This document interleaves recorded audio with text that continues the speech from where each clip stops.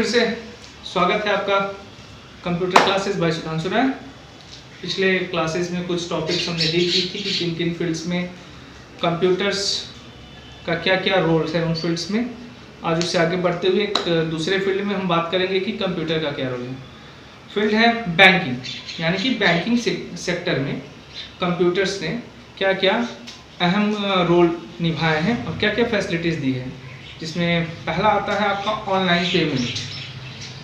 आज के डेट में खासकर इस कोरोना के टाइम आप ऑनलाइन पेमेंट्स के थ्रू किसी को भी पैसे डिलीवर कर सकते हैं, यानी किसी भी चीज़ को आप खरीद के उनका बिल पे कर सकते हैं। आप आपके मोबाइल में बहुत सारे ऐसे ऐप्स हैं, फ़ोनपे है, पेटीएम है, ऐसे बहुत सारे ऐप्स हैं जिनके थ्रू आप अपने एटीएम कार्ड्स के थ्रू, एटीएम कार्ड्स के नंबर्स जो कि 16 डिजिट के होते हैं उनके सीसीवी नंबर्स के थ्रू, और उसके बाद एक ओटीपी आता है आपके मोबाइल पे, उस ओटीपी को उसमें इंसर्ट करने के बाद आप पेमेंट उनको कर सकते हैं।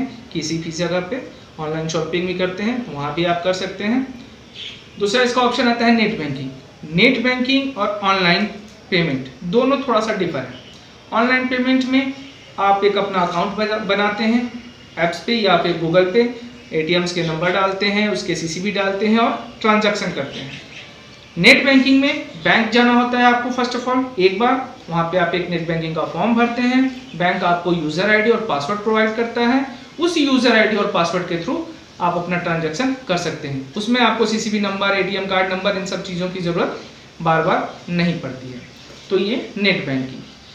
तीसरा है एटीएम फैसिलिटी, यानी कि एनी टाइम मनी, 24 घंटे 24 आवर्स गवर्नमेंट आपको कंप्यूटर के माध्यम से, कंप्यूटर से कनेक्ट सर्वर्स को जोड़ के कनेक्ट करके एटीएम की फैसिलिटी प्रोवाइड करती है, जहां पे आप कभी भी अपने पैसे को अपने एटीएम कार्ड के थ्रू बैंक के अकाउंट से निकाल सकते हैं।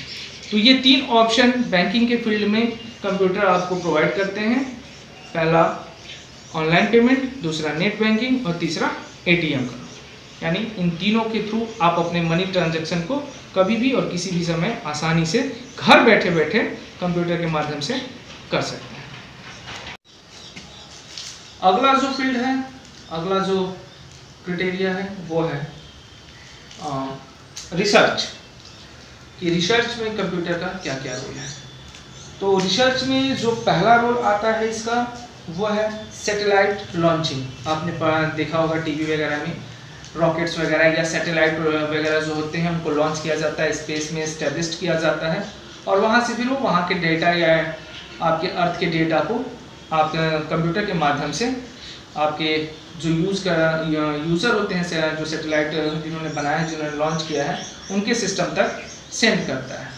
तो सैटेलाइट को लॉन्च करने में कंप्यूटर को बहुत बड़ा रोल है। उसकी टाइमिंग, किस एंगल पे नोट कर उसको लॉन्च करना है, उसके मैन्युफैक्चर, इन सारी चीज़ों में कंप्यूटर का बहुत बड़ा रोल है, और जिसके थ्रू हम सैटेलाइट को काफ़ी इजीली तरीके से लॉन्च कर पाते हैं।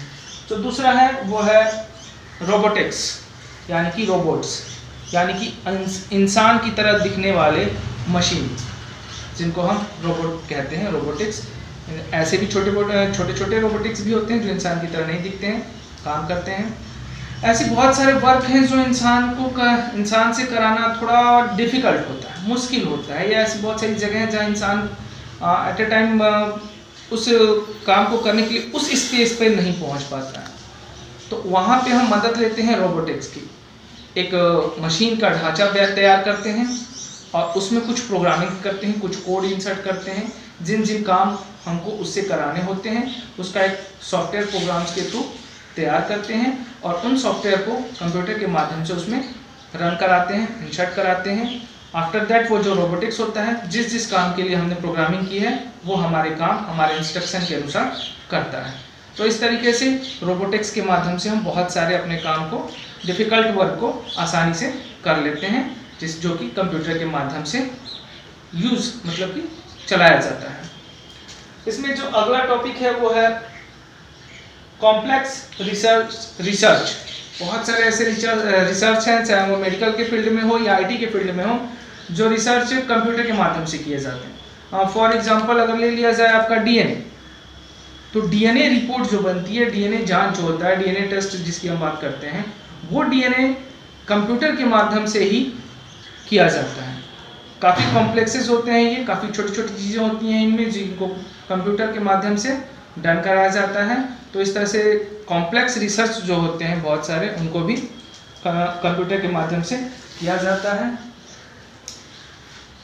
नेचुरल डिजास्टर यानी कि प्राकृतिक आपदाएं अगला टॉपिक है रिसर्च में ही। प्राकृतिक आपदाएं, बहुत सारी ऐसी प्राकृतिक आपदाएं हैं लाइक सुनामी, भूकंप, इन सबको मेजर करने के लिए या इन सब का पता लगाने के लिए भी हम कंप्यूटर का इस्तेमाल करते हैं। जैसे भूकंप आया तो उसकी स्पीड क्या थी, उसका लोकेशन क्या था, कितनी दूरी पे उसका केंद्र था, सुनामी थी तो वो कब आएगी, किस स्पीड से आएगी, कितना हो सकता है, इसका अनुमान लगाने का काम भी हम लोग कंप्यूटर के माध्यम से कुछ समय पहले ही कर सकते हैं। अगला टॉपिक है आपका वेदर फॉरकास्टिंग यानी कि मौसम।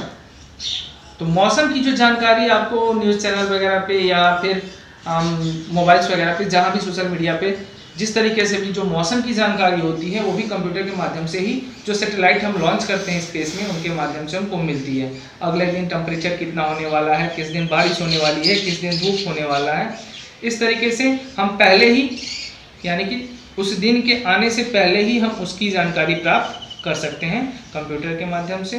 तो इस रिसर्च के फील्ड में भी कंप्यूटर का एक बहुत बड़ा रोल रहा है।